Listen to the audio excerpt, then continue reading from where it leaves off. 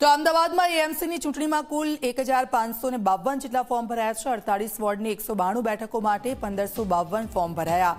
Collector કચેરી ખાતે ફોર્મની ચકાસણી શરૂ થઈ છે। ફોર્મ ભરવામાં ભૂલ હશે તો ફોર્મ રદ થશે। ફોર્મ ચકાસણી પૂરી થયા બાદ બુધવાર સુધી ફોર્મ પાછું ખેંચી શકાશે। આજે ફોર્મ ચકાસણીનો અંતિમ દિવસ છે।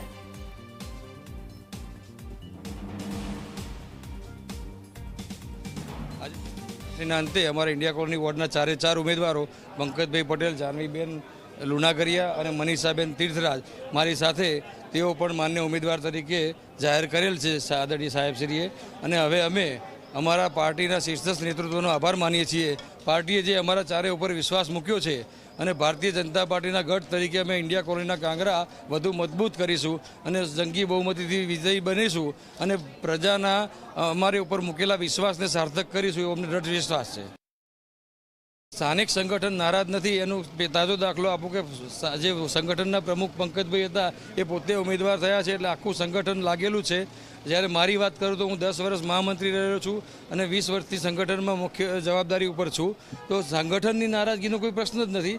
કદાચ કોઈ સીટમાં કોઈ બેનની હોય અપેક્ષા વધુ પડતી હોય, નવા જોડાયા હોય અને ખ્યાલ ન હોય કે ભાઈ આમાં તપ ધરવું પડે, આ Bharatiya Janata party cadre base party છે।